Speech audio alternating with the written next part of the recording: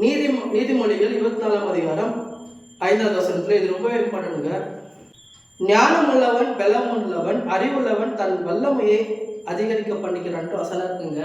இந்த வீடியோ பார்க்குற பிள்ளைகளே, இது லாஸ்ட் அண்ட் ஃபைனல் ஒரு நல்ல வார்த்தைங்க உங்களுக்கு. ஞானம் உள்ளவன் பலம் உள்ளவன் அறிவுள்ளவன் தன் வல்லமையை அதிகரிக்க பண்ணிக்கிறான்ட்டு வசனம் இருக்கு. என்ன மீனிங் நீங்க கேட்டீங்கன்னாக்கா, இப்போ நீங்க பார்த்தீங்கன்னாக்கா, இப்போ இருக்கிற உலகத்துல சரி, இப்போ நீங்க இருக்கிற யூத் பிள்ளைகளுக்கு யாரெல்லாம் உங்களுக்கு இன்ஸ்பிரேஷன் நீங்க கேட்டீங்கன்னாக்கா, அவங்க 100% நான் சொல்லட்டுங்களா, ஒரு ஆக்டரையோ இல்ல ஒரு பைக் ரைசரையோ இல்ல வேற யாரையும் சொல்லுவாங்க தவிர ஒரு நல்லா சாதிச்சிருக்கிறாங்க பாத்தீங்களா, அவங்கள கண்டிப்பா சொல்லவே மாட்டாங்க.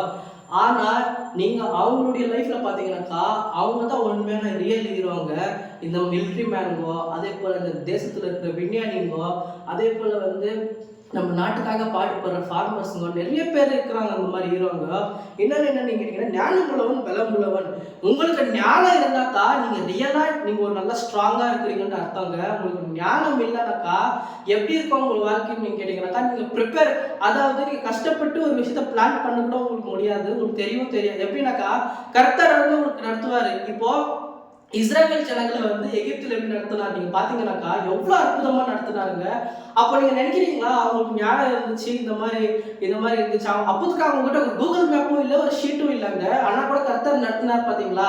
அந்த மாதிரி தான் கர்த்தர் நடத்துறதுக்கு விரும்புவார். நீங்க என்ன தெரியுமா செய்வீங்க? இல்லை, எனக்கு எல்லாமே தெரியும். முதலாவது நம்ம அந்த மென்டாலிட்டி வெளியே வந்துடணும். அப்பா, உங்களே நான் நம்பியிருக்கிறேன்ப்பா, உங்களே நான் சார்ந்திருக்கிறேன்ப்பா, நீங்க எனக்கு கற்றுக் கொடுங்கப்பா அப்படின்னு நம்ம அந்த மாதிரி கர்த்தத்துல ஒப்பு கொடுத்துடணும். அதே போல நீங்க இங்க பாருங்க, ஞானம் உள்ளவன் பலம் உள்ளவனாமா நம்ம என்ன தெரியுமா செய்வோம்?